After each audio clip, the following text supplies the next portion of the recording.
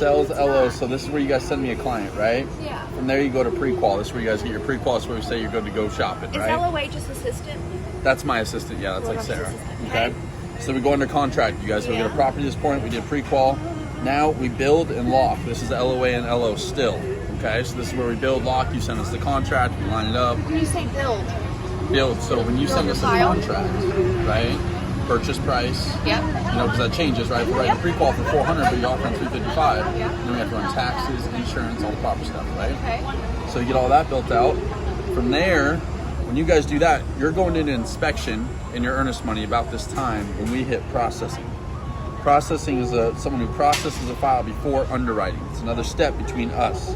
We're sales, and we take care of clients. This tries to kill loans. Here's the person in the middle grounds it for us.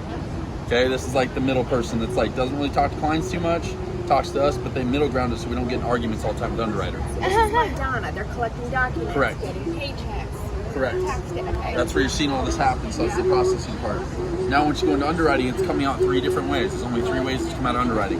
One way is flagged. That means scary, jumps straight up to me, and then I'm in an argument. We're trying to figure out what's going on, calling agents. This is the bad stuff. This is where it's not good. We're flagged for losing a job. We're flagged for taxes not being paid. This is where things really happen, right?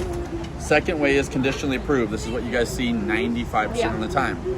Conditionally approved means that you're conditionally approved upon these items, which means it goes back to the processor and us to get those items. This is when your clients get asked again for docs, and a lot of times you're like, well, why are they still asking for docs? This is why.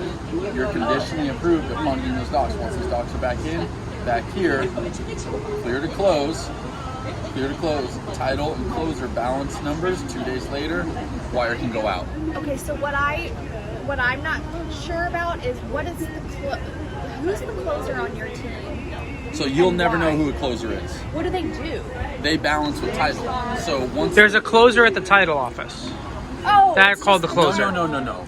Lender closer that most people don't know about. As I said, they're a ghost. You never know them, but there's a closer at the office that is working and setting up and ordering the wires, and then balancing with title back and forth on property taxes, escrows. So that takes 2 days. So when you guys hear clear to close, doesn't mean you can close right away. It means we got to get the closer to balance with title, which normally takes 2 days. You were doing that? No, we don't do any of that. See, this is helpful. So that's not even the processor at that point. No. Interesting. So a closer takes care of that. A processor can be a closer, but most companies don't run that model. Title and closer communicate. That way they make sure it's all taken care of. Processor processes, underwriting. That's really your entire process, but it goes a lot of back and forth.